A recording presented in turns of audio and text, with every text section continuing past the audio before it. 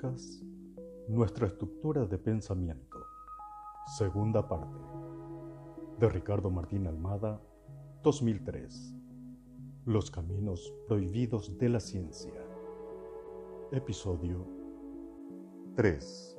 Voz en off, Miguel Yegros. Relator Miguel Yegros, 2025.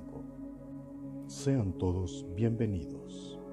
El poder que se le dio a la palabra hizo que el pensamiento humano base todas sus acciones en lo que se dice de un hecho, sin conocer el hecho mismo, y esto tiene como consecuencias malos entendidos, falsas apreciaciones y decisiones equivocadas, porque no tenemos en cuenta la verdadera naturaleza del hecho en sí. Otro problema gravísimo del poder otorgado a la palabra es que ésta actúa como un estímulo, al que reaccionamos según la enseñanza que recibimos y llevamos grabada como condicionamiento sobre aquella palabra. En el sistema aristotélico, la palabra es un estímulo que nos induce a una reacción determinada, asociada con la representación del estímulo. Cada palabra activa un condicionamiento viejo, tanto positivo como negativo, que solo reforzamos con la carga emotiva, sin considerar la nueva situación. Además, el sistema A no incluye el espacio-tiempo dentro del relato de los hechos. Para el sistema A, la palabra es un estímulo, no un símbolo que representa un hecho. A causa de que recibimos información prefabricada sobre la que no reflexionamos ni somos partícipes de la observación de los hechos, es que asumimos como realidad definitiva mapas en lugar de territorios. El sistema no A, en cambio, observa directamente el hecho y traza un mapa de él, lo más detallado y fielmente posible, teniendo siempre presente las limitaciones naturales que implica un trazado de mapas y el espacio-tiempo de la observación, permitiéndonos ser parte de ella y diferenciar permanentemente el mapa trazado del hecho en sí mismo. El no A no toma el mapa por el territorio. Repito, lo más importante es que debemos situar el hecho dentro de un contexto de espacio-tiempo.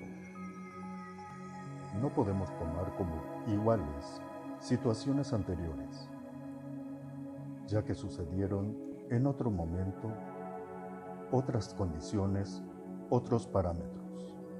Ni el espacio ni el tiempo siguen siendo los mismos, ya que se vieron afectados por todo lo mencionado anteriormente. Hoy en día, la mayoría tenemos puestos los lentes aristotélicos que nos mantienen alejados de la realidad, ya que la realidad, como nos la enseñan, podríamos decir que se traduce en un mapa de nuestro país, hecho por alguien que no conoce el país, sino simplemente escuchó comentarios de él, sin corroborar la fuente. Por ejemplo, cuando alguien dice, conozco Paraguay, cuando solo conoce Asunción u otra ciudad o peor, cuando simplemente recuerda haber leído el nombre del país con alguna información turística en algún mapa de Sudamérica. Este mismo ejemplo se puede aplicar a la mayoría de los aspectos científicos y de la vida cotidiana. A tal punto llega el engaño de la humanidad, que hasta la historia que conocemos como supuestos hechos verídicos es solo una óptica o una versión parcial interesada de un hecho que se produjo, sin saber cuál fue la intención del relator ni los intereses que defiende, al momento de observar o relatar los hechos. Aristóteles hizo la división entre el cuerpo y la mente. Descartes reforzó esa división con su análisis aún más reduccionista y lanzando el enunciado del que todo lo viviente es una máquina y su creencia de que debemos someter a la naturaleza para que el humano se aproveche de ella. Y Newton refuerza aún más el reduccionismo y mecanicismo de Descartes, tomando la naturaleza como una máquina con partes independientes y desvinculadas entre sí.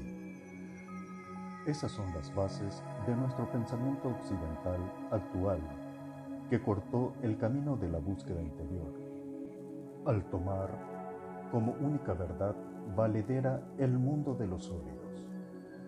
Se separó absolutamente todo del mundo espiritual y creó una completa división dentro del mundo material.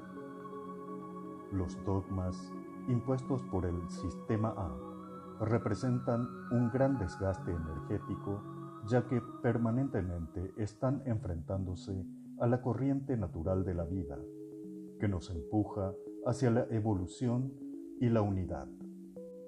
Así de equivocados estamos, errando lejos, el camino del conocimiento para llegar a Dios. Antes había un respeto hacia la naturaleza y se la veneraba como dadora de vida, proveedora del sustento. Se estaba en armonía con ella y se la consideraba un espíritu vivo, creación y manifestación de Dios, que velaba y protegía a la humanidad. El humano constituye un todo espiritual y orgánico, psicosomático, que no puede ser separado, pues cada uno está ligado al otro. Todo este mundo interior está en interacción con su entorno, no excluido de él. Debemos aprender a observar la realidad con la totalidad de nuestra existencia espiritual, psicosomática, cuerpo, mente, espíritu. Para Descartes, el cuerpo humano y la naturaleza, vegetales y animales, son simplemente máquinas y se las trata y utiliza como tal hoy en día. Este personaje las comparaba con un reloj y a los animales con un reloj compuesto de ruedas y resortes, y al cuerpo humano enfermo como un reloj defectuoso. Él veía el universo material como una máquina, solo una máquina, desprovista de objetivo, de vida y espiritualidad. La descripción mecánica de la naturaleza es el modelo dominante en la ciencia después de Descartes. A tal punto llegó esta forma de pensamiento, que cuando el humano dice nuestro mundo, excluye directamente a los demás inquilinos de la naturaleza. Cree simplemente que el mundo pertenece a la humanidad y que solo ella tiene el derecho sobre él. Descartes decía que la materia y el espíritu son cosas totalmente separadas. Nada del espíritu pertenece al cuerpo y viceversa, y como consecuencia de este pensamiento irrespetuoso e irresponsable, la naturaleza y el mundo espiritual, como fuerzas vivientes que son, se están rebelando contra sus agresores para restablecer el equilibrio que le robaron los humanos. Esta mentalidad reduccionista y mecánica repercutió también ampliamente sobre la ciencia, especialmente sobre la medicina, ya que impide que los médicos comprendan y vean las causas de las enfermedades actuales, generadas en el espíritu y la mente del sujeto. Los médicos solo toman en cuenta el cuerpo-máquina, descuidando los aspectos psicológicos, sociales y ambientales del enfermo. La biología se concentra en las células y moléculas para descubrir el mecanismo del problema, para luego concentrarse en crear un medicamento que solucione ese problema en particular, sin tener en cuenta las influencias no biológicas sobre el proceso biológico. En síntesis, la enfermedad es reducida a simples problemas mecánicos y la terapia a manipulaciones técnicas, dando importancia desmedida a la tecnología como el único medio para mejorar la salud. Respecto a este punto, Engel criticaba al sistema médico revelando su concepción de que el cuerpo es considerado por la medicina como una máquina. La enfermedad es vista como un mal funcionamiento de la máquina y el médico tiene el rol de reparar la máquina.